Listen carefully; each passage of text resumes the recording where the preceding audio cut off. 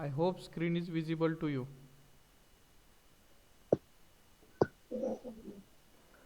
Yes, sir. Okay.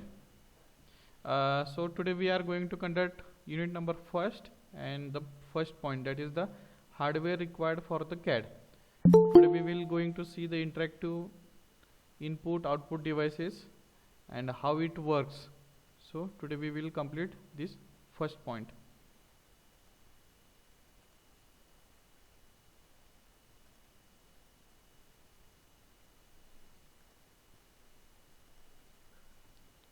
Okay. So before going to start our first point, I will cover the previous some points which were left. काही software जे famous software आहेत कॅडकॅमचे त्याबद्दल थोडीशी माहिती देतो की मागच्या लेक्चरमध्ये ते द्यायचे राहिलेले आहेत. So I am now going to discuss some favourite और फेमस सॉफ्टवेअर इन कॅडकॅम सी. Okay, so first is the Creo, which is very good for the part modeling. Creo is basically developed by the Parametric Technology Corporation more than 30 years ago. So this type of question may ask you in your MCQ in MSc examination. So keep in mind, Creo is created or developed by the Parametric Technology Corporation. So it integrates many functionalities such as the thermal, structural, motion, parametric freestyle, wire meshing, and some other also technique. So it is very good in part modeling. So it is not good in surface modeling. It is the complete tool for the additive manufacturing also. You can perform the additive manufacturing at the basic level in Creo. So now I think it's Creo 7.0 in market. In 2018 it is the full version of Creo 5.0 is available or launched. So day by day their features are getting improved and it is very user friendly software. The many students starts their 3D modeling from this Creo software. So keep in mind, developed by the Parametric Technology Corporation. In short form, it is also known as the PTC. Okay. So this is the interference of the Creo software. Now this is the Fusion 360, which is the advanced part of the AutoCAD, where you can do the 3D modeling in 360-degree way. So it is a cloud-based 3D CAD program. It is unique in sense that uses the power of could be bring together design teams. And what is the mean of cloud-based? So the whatever the data is stored and run by in cloud system. It is not run in your system. When you purchase this software, you are using the license copy. All your things are getting saved at the cloud. So it is a cloud-based 3D program. It is very good in part modeling. Even you can do the meshing features in your part modeling also. So this kind of software is launched in 2017. This is the interference of Fusion 360. Now this is the SolidWorks, which is developed by the Dassault System. It is often used to professional 3D designer. The many European countries, the companies from the European country are using the SolidWorks. It is developed by the Dassault System. It is the this company is situated in France. Okay. जे काही आपले सध्या जे fighter जेट्स मागवले होते ते पण ह्या डेसॉल्ट सिस्टीमनंच डेव्हलप केलेले होते. So it is a parametric feature based model which is very good in part modeling and having the wide range of features. It's even reverse engineering, some kind of little bit analysis can do in SolidWorks also. So it is the very good software and all the files can save in STL format. It is in STL format. Now this is the interference of SolidWorks. AutoCAD, it is the basic and well-known software of you. So it is the first CAD software where you can do the 2D. Even nowadays it is also available in 3D also. So this is the AutoCAD. It is very good for the 2D drawing. Now it is the CATIA, which is mostly used in India. It is very good in surface modeling, and the many surface modeling or you can say in automotive companies this CATIA is used because it is very good in surface modeling. So here in CATIA you can do 100% CAD, somewhat CAM, somewhat CAE. So it is basically for the CAD, but you can do some CAM modeling also, some analysis modeling also. So this is the interface of the CATIA, and it is developed by the Dassault Aviations, Dassault system. Now it is the ANSYS and LS Dyna. I think you are aware about the ANSYS and LS Dyna software. You have learned very well through in STTP, where the ANSYS is the analysis software, CAE software. ANSYS mechanical finite element analysis software used to simulate the mechanical components such as the structure, electronics parts, some machine components, machine element, to check the strain, toughness, elasticity, temperature distribution, electromagnetism, fluid flow, and other attributes. So this temperature distribution, electromagnetism, fluid flow are the part of the CFD. Okay, and similarly LS Dyna also. LS Dyna is a separate company, but nowadays it is owned by the ANSYS in 2019. So it is a part of ANSYS system, but both is having a different software. Okay, एकच minute थांबा. Hello, हां sir बोला की. हां हां, हो ठीक आहे, आज करतो. हो हो, आम्हाला लेटेस्ट लिस्ट आज मला पाठवा, मी फॉलोअप लगेच घेतो. हो हो नक्की सर. हां.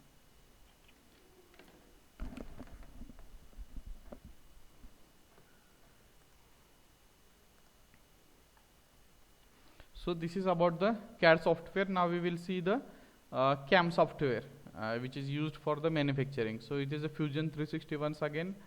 I told you in earlier section. So it is a Fusion 360 where you can do the various CAM operation, some kind of PCB design, and other features are available at a single platform. You can work or generate your program in 2.5, 3, 4, 5 axis machines. So it is the advanced simulation technique available for the your Windows PC and even for the Mac PCs. So SolidWorks CAM also available. Some CAM works specially designed for the CAM. It is a CAM work software. All this work virtually simulate your manufacturing, design your program, your CNC programming also can be done through this software. So NX CAM. NX is the very good. I used it many times. So NX CAM is a very good software. Even a master CAM is available at free of cost. You can install this software in your PCs and practice it. So this is about the CAD CAM software, which is those software are available on net for the student version. Okay. So now we will move to our first point of the syllabus.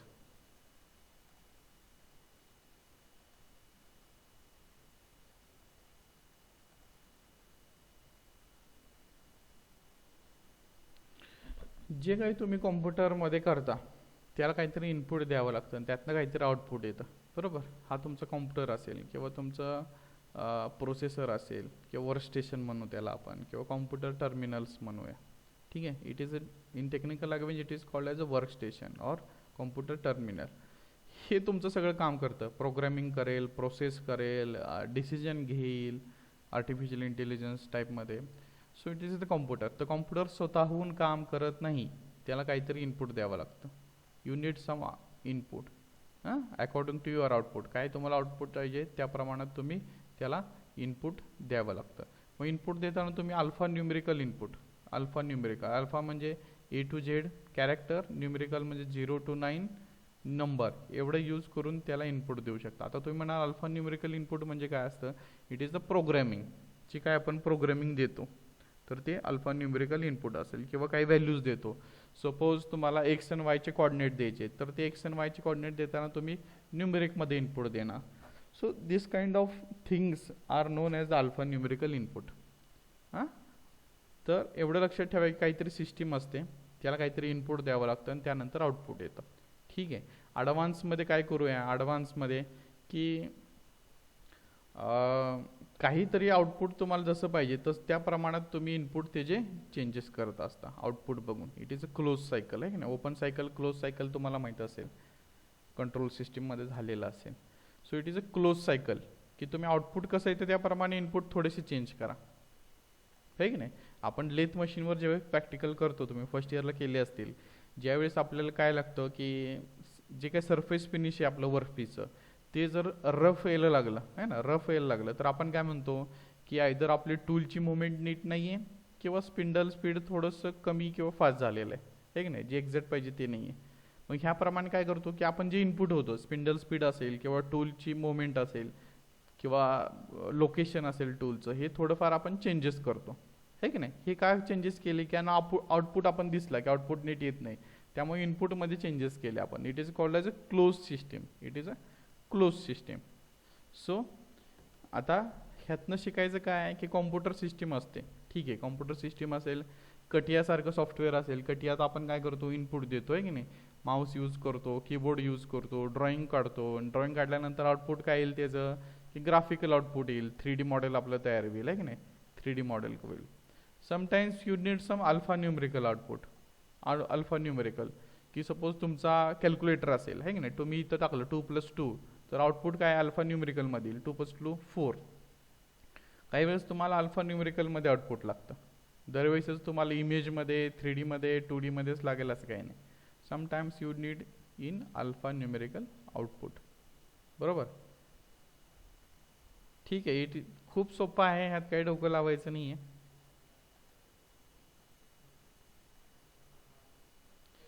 आता तुम्ही म्हणाल की हे जे काही input होतं,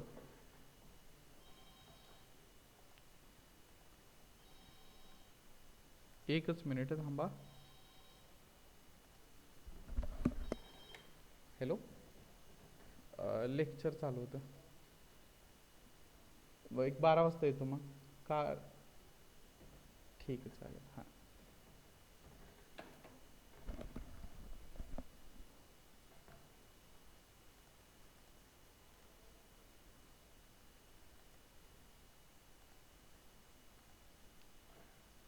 ठीक आहे. काहीतरी इनपुट द्यावं लागेल. मग इनपुट काय काय असतात ते आपण चेक करू की आउटपुट काय काय असतात, इनपुट काय काय असतात. Various devices available for the input output, आहे ना. आपल्याला ते शिकायचं, interactive input output devices. So कुठले कुठले डिव्हायसेस असतात. इनपुट डिव्हायसेसमध्ये कीबोर्ड असेल, कीबोर्डमध्ये तुम्ही अल्फा न्यूमेरिकल इनपुट्स देऊ शकता, प्रोग्राम देऊ शकता, व्हॅल्यूज देऊ शकता, लोकेशन्स देऊ शकता. So it is a keyboard. Keyboard सगळ्यांना माहीत असेल, इट इज कीबोर्ड.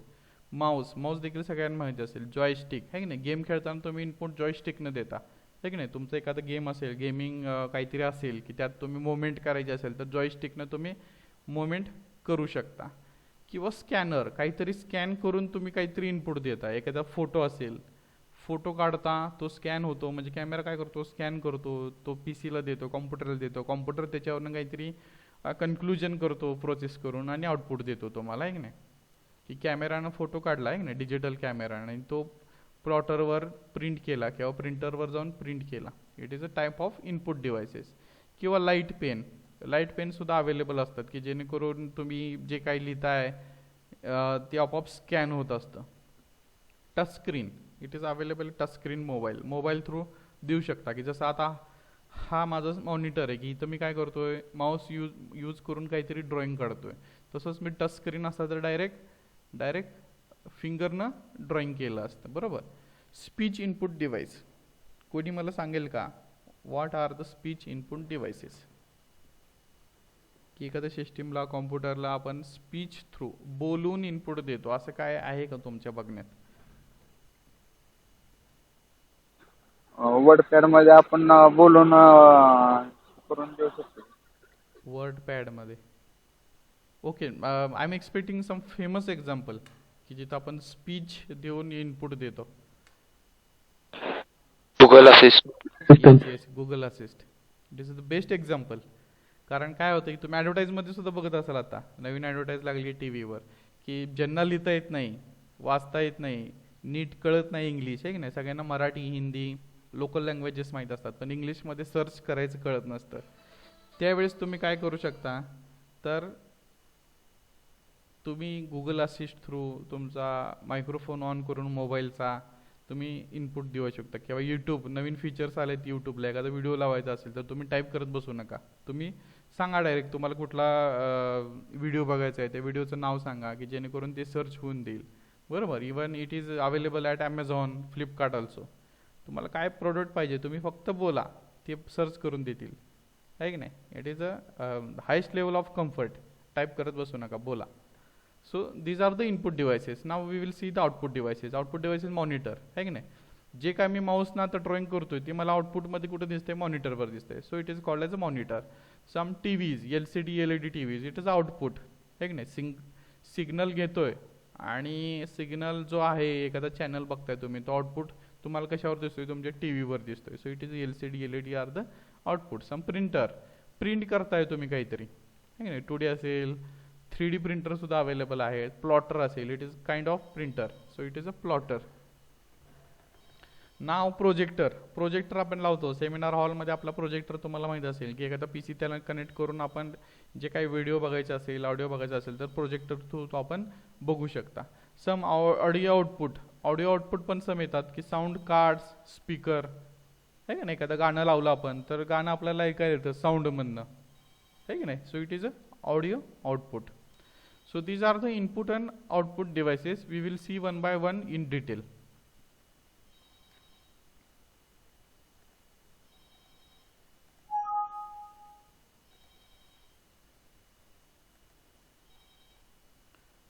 ठीक है. Some input devices.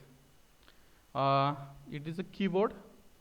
कीबोर्ड आपल्याला माहितीच असतील, ते alphanumerical keys, function, some kind of function keys, F1 to F10 are the functions keys. है की नाही. कर्सरचे मोमेंट असेल, न्यूमेरिकल कीपॅड असते या साईडला. So these are the keyboard. About the keyboard, from you can give your input as alpha numerical to the system. So it is a keyboard. हे माहीतच आहे सगळ्यांना, त्यात काय डिटेल सांगत नाही. तरी पण तुम्हाला MCQ मध्ये क्वेश्चन येऊ शकतो की select which are the alpha numerical keys from the following. मग त्यात तुम्हाला वेगवेगळे कॅरेक्टर्स दिलेले असतील, सो ते अल्फा न्यूमेरिकल आहेत का नाही ते कन्सिडर करा. So alpha numerical keypad, it consist of the keys of English alphabet A to Z, then 0 to 9 numbers and some special character like the plus, minus, divide, multiplication, bracket. So these are the alphanumerical keypad. Some functions keys, as I said earlier, F1, F2, F3 up to the F12. These are some functions keys. From this function you can refresh your system, you can print your systems, you can assign various function to this F1 to F12 keys. Okay. So these keys are also user programmable keys, की आपण आपल्याप्रमाणे programme करू शकतो. असं नाही की F1 नेहमी रिफ्रेशसाठीच असेल, आपण चेंज करू शकतो वेगळं function. Now there are some special function keys also.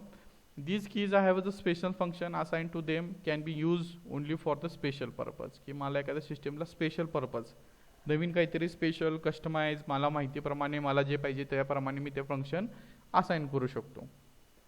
Numerical keypad कीबोर्डच्या राईट साईडला असतं, आहे ना. 0 to 9 नंबर असतात, शिवाय तुमचे ऑपरेटर्स असतात की प्लस, मायनस, मल्टिप्लिकेशन, डिवाइड, ह्या गोष्टी तिकडं असतात. कर्सर मोमेंट कीज, आहे की नाही. कर्सर मोमेंट कीज ह्या इथं असतात बघा, अप, डाऊन, राईट, लेफ्ट, आहे की नाही.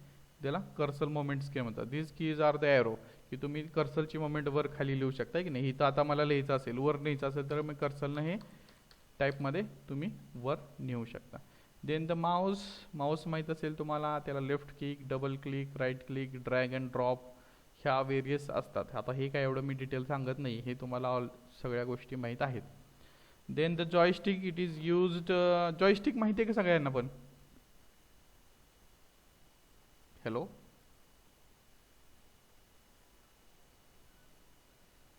हॅलो, आवाज येतोय ना माझा? Yes sir. हा, मग सांगा की जॉयस्टिक माहिती आहे ना तुम्हाला? Yes, sir. हं. नाही माहित. अरे जॉयस्टिक, एकच minute.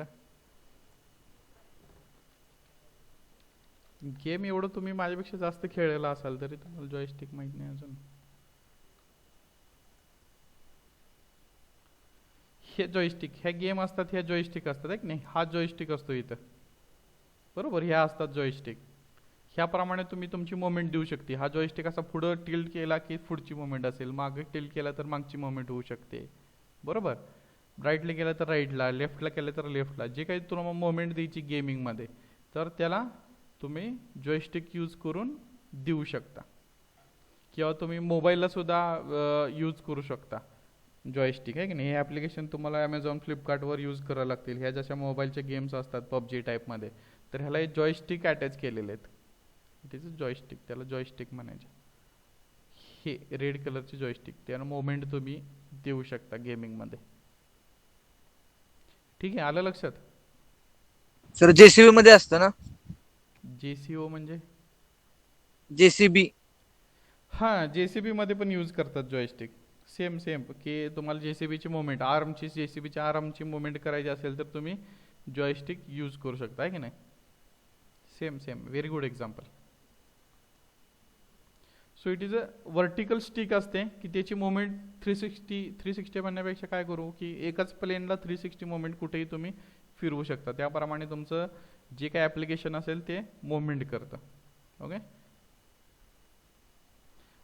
it is designed for the video games, but later it is used for the training simulators controlling robots. Robot सुद्धा कंट्रोल करू शकतो आपण ह्या थ्रू, आहे ना? की रोबोटला ट्रेनिंग द्यावं लागतं पहिल्यांदा, आहे की नाही? रोबोट काय स्वतःहून सगळं करत नाही. तर तुम्ही जॉयस्टिक यूज करून रोबोटला सांगू शकता की बाबा पिक अँड प्लेस कसं करायचं, मोमेंट कशी करायची. ते जॉयस्टिक यूज करून त्याची पहिली इनिशियली मोमेंट केली जाते आणि ती मोमेंट तो रोबोट काय करतो, ॲज अ प्रोग्राम म्हणून सेव्ह करून ठेवतो.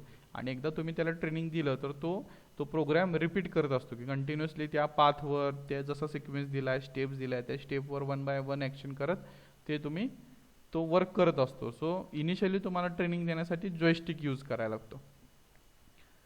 So moving ahead, scanner. Scanner तर तुम्हाला माहीतच आहे की एखादी इमेज, काहीतरी थिंग्स तुम्हाला स्कॅन करायची असेल, आहे की नाही, डिजिटली, आहे ना, इमेज टू डिजिटली, ह्या सगळ्या गोष्टीसाठी स्कॅनर यूज करतो. कारण काय होतं की तुम्ही बघणार डोळ्यानं, त्यानंतर तुम्ही इनपुट देणार, त्यापेक्षा डायरेक्ट तो स्कॅन करून जर इनपुट दिलं तर error, possibility of error reduce होते की ॲक्च्युली जे काय आहे ते, आहे की नाही?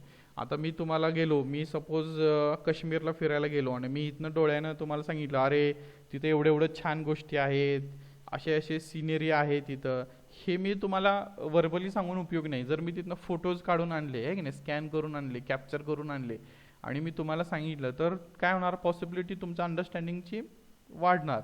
So it is a very good example. Now barcode. डीमार्टला तुम्ही गेला असेल, आहे की नाही, एखादी आपण जी गोष्ट विकत घेतो त्या शेवटी जे काउंटरला येतो आपण, काउंटरला काय करतं, बारकोड स्कॅन करतं ते, आहे की नाही? So it is a barcode.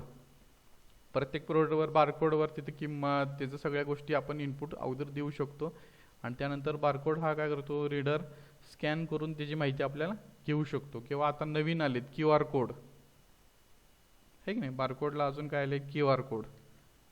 एखादी गोष्टी आपल्याला स्कॅन करायची असेल, एखादी माहिती लिंक द्यायची असेल तर QR कोड देतो आपण, ते स्कॅन केले की ती आपोआप माहिती तुम्हाला मिळून जाईल. Light pen. हां बोला, कोण बोलत होता? फोन पे ला वापरतात, गुगल पे. हां, फोन पे, गुगल पे, आहे की नाही?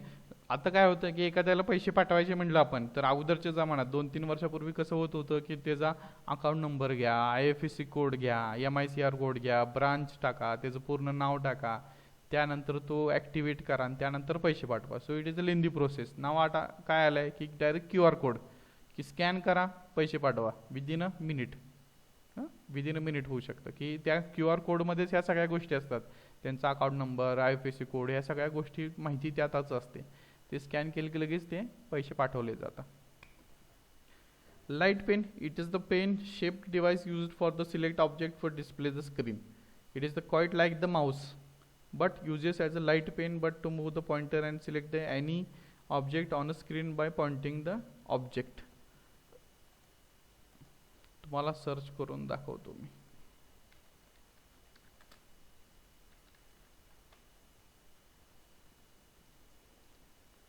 ह्या टाइप मध्ये पेन तुम्ही बघितले असेल, लाईट पेन. ही डायरेक्ट पीसीला कनेक्ट करतो आपण आणि ह्या टाईपमध्ये जिथं पाहिजे तिथं मोमेंट आपण देऊ शकतो, ठीक नाही. या टाईपमध्ये लाईट पेन, याला लाईट पेन म्हणतात. किंवा नवीन सॅमसंगचे फोन आले बघा, जुने आले होते की त्याला असा एक पेन येत होता जेणेकरून आपण फिंगर यूज न करता डायरेक्ट त्या पेन, जॉयस्टिक त्याला म्हणत होतो आपण, नाही की नाही. तर त्यातनं आपण काय करत होतो, डायरेक्ट ह्यातनं लिहित करत होतो, सिलेक्ट करत होतो. या टाईपमध्ये होतात. किंवा आता जे ॲडव्हान्स सिस्टीम आली की एखादा नोटपॅड असतो त्याच्यावर ह्या पेनानं तुम्ही लिहू शकता व्हर्च्युअली, डिजिटली. नंतर ते रफ देखील करू शकता. So this are the light pen application. Drawing करायचं असेल, ह्या पद्धतीत तुम्हाला ड्रॉइंग करायचं असेल, आहे की नाही, डायरेक्ट तुम्ही डिजिटली ड्रॉइंग करू शकता. कारण माऊसनं ड्रॉइंग करायचं म्हणलं की जसं आता आम्ही PPTवर माऊसनं लिहितो, तर काय होतं की आमचं कधी कधी लिहायला नीट जमत नाही, डायग्राम नीट काढायला जमत नाही. जर लाईट पेन असता तर डायरेक्ट मी डायरेक्ट जे काही लिहितोय खाली ते तुम्हाला स्क्रीनवरच डायरेक्ट दिसलं असतं डिजिटली, ठीक आहे नाही. So these are the light pen application. Recently कोणी ड्रायव्हिंग लायसन्स काढलेत का, आहेत का? कोणी ड्रायव्हिंग लायसन्स काढलं असेल तर ड्रायव्हिंग लायसन्स सगळे टेस्ट कंप्लीट झाल्यानंतर तुम्हाला एक डिजिटल पेन ह्या पद्धतीत दिला जातो आणि तुम्हाला तुमची साईन करायला होतात. साईन केल्यानंतर तुम्ही डिजिटली साईन जी करता ती बरोबर तिथं तुमच्या लायसन्सवर ती सेम साईन येते, आहे की नाही. So it is application of light pen. कळालं का? नाव टच स्क्रीन. टच स्क्रीन तर तुम्हाला सगळ्यांना माहीतच आहे की नाही. मोबाईलला यूज करतात. तुम्हाला ATM मध्ये टच स्क्रीन असतं, आहे की नाही. टच स्क्रीन यूज करू शकता, आहे ना. तुम्ही इनपुट टच स्क्रीन न देता. डिजिटल कॅमेरा, मगाशीच मी सांगितलं की डिजिटल कॅमेरामध्ये तुम्ही मेनी इमेजेस स्टोअर करून घेऊ शकता. त्याच्या थ्रू तुम्ही प्रिंट करू शकता, आहे ना. इनपुट झाला डिजिटल कॅमेरा, प्रिंटर झाला तुमचा आउटपुट डिव्हाइस. तुम्ही यात व्हिडिओ देखील शूट करू शकता. And some speech input devices, आहे ना. Microphone speech recognition, it is a technical name. Microphone use करून आपण स्पीच देतो, आहे की नाही. एक्झाम्पल ऑलरेडी तुम्हाला मगाशी सांगितलेलं आहे. So these are all are the input devices. हेच फेमस आहेत असं काही नाही आहे, अजून बरेचसे इनपुट डिव्हाइसेस आहेत, पण आपल्याला सगळे घेणं शक्य नाही. त्यामुळे तुम्ही तुमच्या मनानं शोधून दिले तरी चालतील एक्झाममध्ये.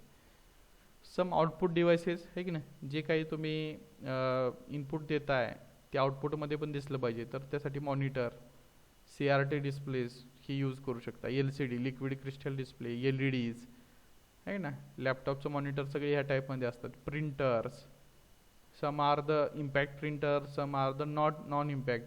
इम्पॅक्ट म्हणजे डॉट मॅट्रिक्सचं प्रिंटर. कॉम्प्युटर डिपार्टमेंटला तुम्ही बघित असेल की एकदम तो आवाज करत प्रिंट करत असतो, आहे की नाही. किंवा जुन्या एखाद्या बँकमध्ये गेला तर डॉट मॅट्रिक्स प्रिंटर त्याला म्हणतो आपण. आणि नॉन इम्पॅक्ट म्हणजे डायरेक्ट तुम्ही inkjet, DeskJet, laser printer use करू शकतो, की आपण जिथं बघता सगळीकडे असतो तो सध्या. कलरमध्ये प्रिंट येऊ शकते, पाहिजे तसं काय म्हणतात, डॉट्स पर इंच, किती डॉट्स पर इंच असावे लागतात, DPI, आहे की नाही. इमेज चांगली कधी म्हणायची की डॉट्स पर इंच जेवढे जास्त असतील तेवढी ती इमेज चांगली. एखादा पिक्चर आपण सेव्ह करतो, तो जो DPI क्वालिटी विचारतो आपल्याला, 100 ठेवायची, 500 ठेवायची, 400 ठेवायची, किती ठेवायची.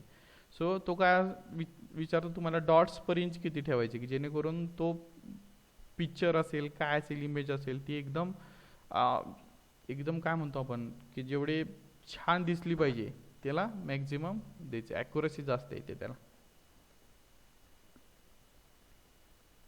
Plotter, it is a type of printer, की तुमच्या कॅडच्या ज्या इमेजेस असतात, आहे की नाही, कॅडच्या इमेजेस मी इथं दाखवतो तुम्हाला. Plotter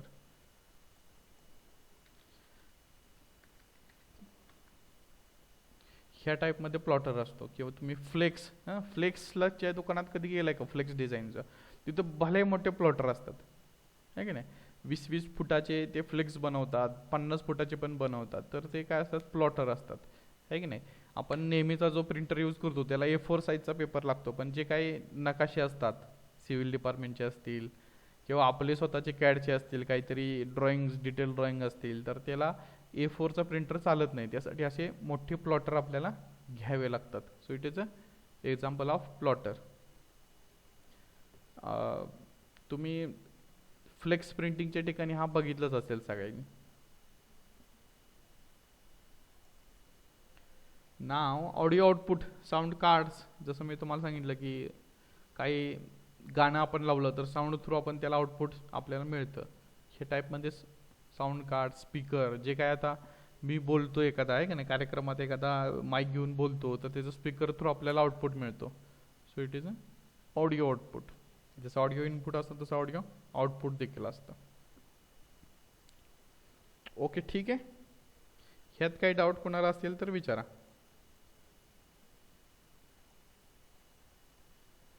Is anyone is having doubt?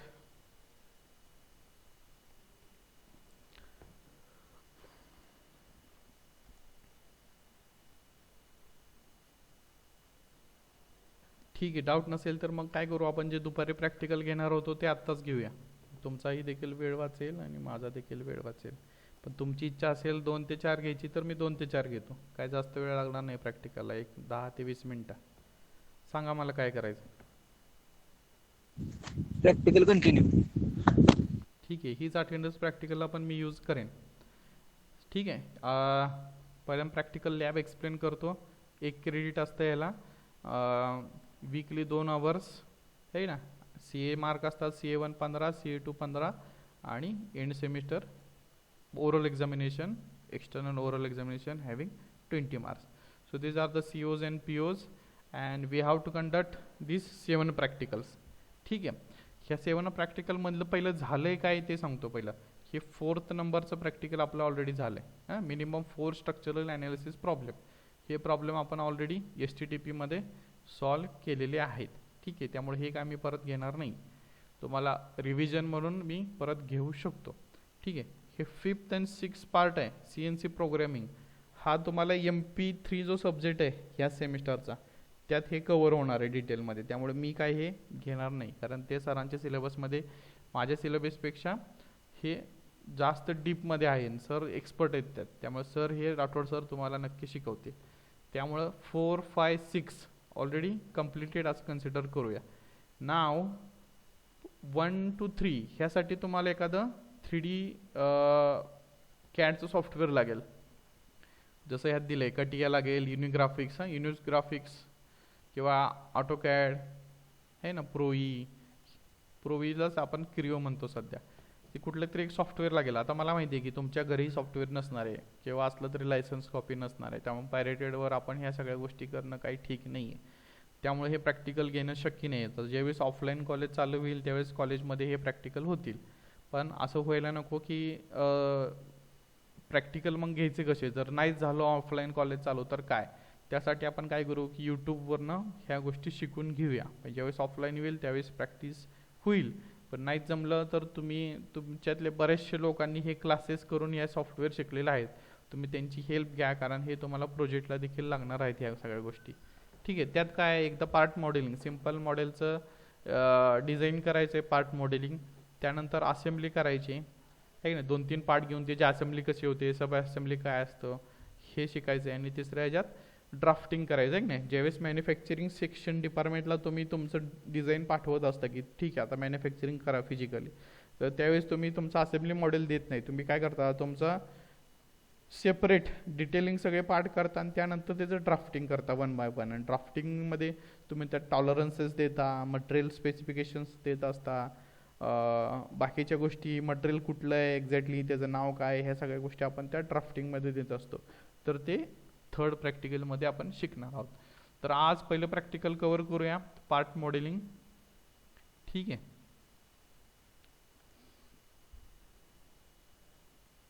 आता मी लेक्चर माझ्या HOD केबिनमध्ये घेतोय, त्यामुळे माझ्याकडे काय सॉफ्टवेअर नाही आहे. So for that excuse me, I am directly using the YouTube आणि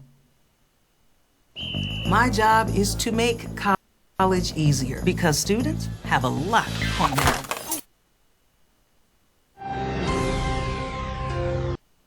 तुम्हाला काही साऊंड येणार नाही याचा, त्यामुळं मीच एक्सप्लेन करून सांगेन वन बाय वन. सो कटियामध्ये आपण पार्ट मॉडेलिंग करतोय. ह्या टाईपचं मॉडेल आपण बनवणार आहोत one by one. Plane select करण्यापासून टोटल मटेरियल ॲड करण्यापासून सगळ्या गोष्टी मी वन बाय वन तुम्हाला एक्सप्लेन करतो.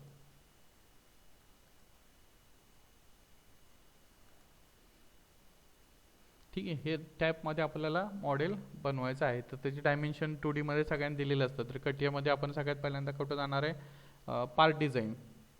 पार्ट डिझाईनमध्ये गेलं की ते पार्टचं नाव टाकून आपल्याला एक प्लेन सिलेक्ट करायचं की ज्या प्लेनमधनं आपल्याला काम करायचं आहे की नाही. 3 प्लेन असतात, XY, YZ आणि ZX.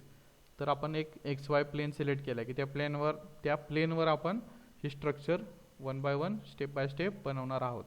तर हा प्लेन सिलेक्ट झाला. प्लेन सिलेक्ट झाल्यानंतर स्केचेसचे वेगवेगळे मॉड्यूल असतात आहे की नाही. की हा एखादा मॉड्यूल घेतला आपण, तर त्या मॉड्यूल थ्रू आपण एखादा स्क्वेअर काढला आहे की नाही, किंवा रेक्टँगल काढला. तर त्याचे आपण डायमेन्शन देऊ शकतो, फिक्स्ड करू शकतो, कन्स्ट्रेंट देऊ शकतो, सिमेट्री करू शकतो. हे बरेचसे आहेत त्यात features. One by one features तुम्हाला कळेलच. हे डायमेन्शनचं फीचर्स आहेत, ते तर तुम्ही डायमेन्शन्स दिलेत. तुम्ही डायमेन्शन चेंज करू शकता की खालचा बॉटम 96 केला, 107 होता त्याला 100 केला, आणि चेंज करू शकता तुम्ही. नाव सर्कल घेतला. सर्कल काढायचे पण बरेचसे टाईप्स आहेत. त्यात विथ रेडियसनं विथ डायमीटरनं सर्कल काढायचं फीचर्स घेतलेलं आहे. रेडियस दिलेली आहे ना. डायमीटर देतोय आपण, रेडियसची जागी डायमीटर चेंज केला, 16 दिला. सिमिलरली आपल्याला दोन्ही स्क्वेअरपासून तो किती डिस्टन्सवर तो सेंटर आहे हे सुद्धा आपल्याला द्यायचं आहे की जेणेकरून तो फिक्स्ड होऊन जाईल.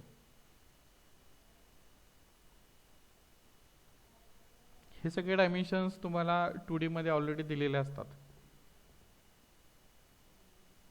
चॅम्परिंग ऑपरेशन आहे. ह्या पद्धतीत तुम्ही काढू शकता.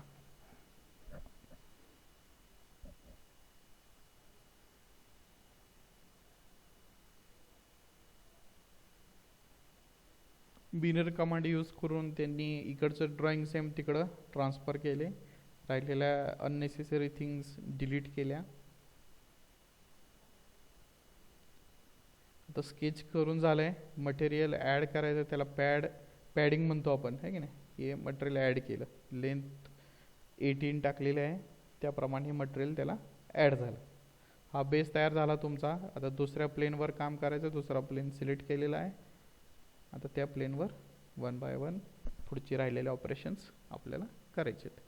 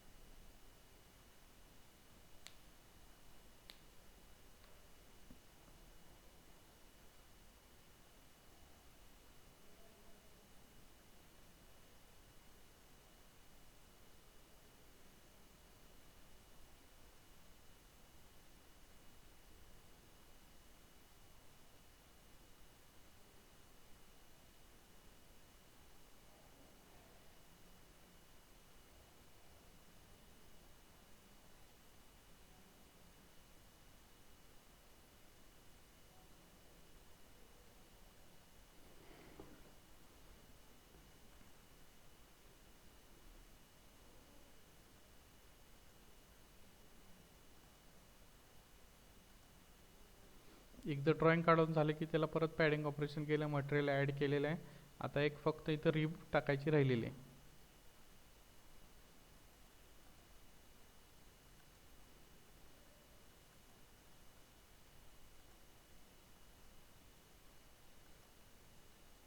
ह्या पद्धतीत रिबचं ड्रॉइंग काढलेलं आहे.